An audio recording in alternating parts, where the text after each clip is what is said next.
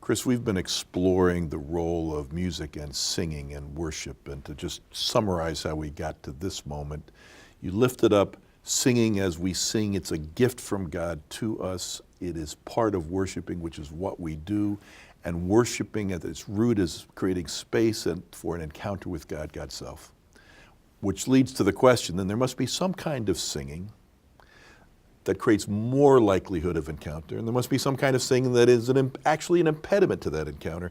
And these questions, to wrestle through them, is just even all the more difficult when you have a diverse congregation, age, race, ethnicity, etc. How have you wrestled with that at St. Laurence?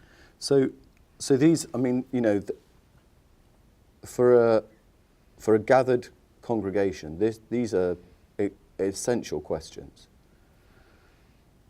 But I suppose it is coming from this line of praise. Praise is a dynamic form of communication. So and we know that because we know the opposite. So we know in criticism, if you've got people around you who are critical of you, you know that doesn't bring the best out of you. That causes you to close up. Whereas if someone praises you, and you know they're not flattering you and not because they want something out of you, but they are praising you, you know that gives you space to become even more yourself. Praise is a dynamic form of communication. And so praise is this, theologically, I think praise is a gift that's given by the Spirit, where the Spirit draws out of the ecclesia, the gathered people, and bonds us to Christ, binds us to Christ, and so that we enter into this, into the relationship between the Father and the Son in the power of the Spirit. Now, and that's incredibly highbrow, that's incredibly up there, but it's always rooted in the here and now. It's always rooted in the life of the congregation. And so, therefore, the singing that is most, the singing that isn't going to do justice to God,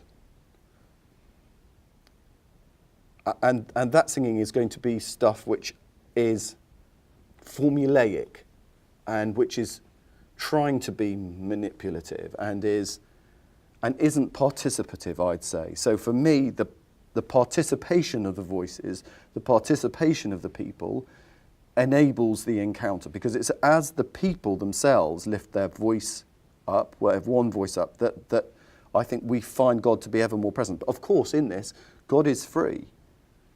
So in some ways, it isn't authentic Christian worship if I think I've just got a formula, if I just have to do X, Y, and Z, and then I get this.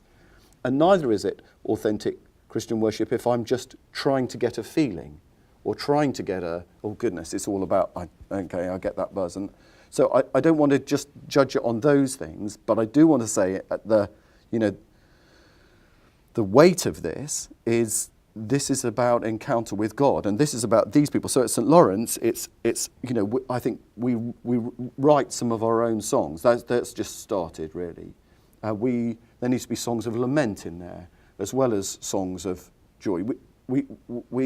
This needs to express this is why psalms are so important for congregations and for individuals and for communities. Is like this is the way. These are the tools that the people of God have used in order to be able to live before the face of God. So let's take these things at least. We're not left, we haven't got anything. It's not like we've got nothing to go on. It's not a blank sheet, let's start from scratch. There's enough for us to go on that we can pick these things up, but that also within these ancient songs we can sing a new song as well.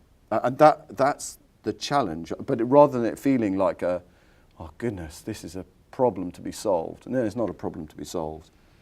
It's an invitation, it's a challenge, it's a huge gift to be explored.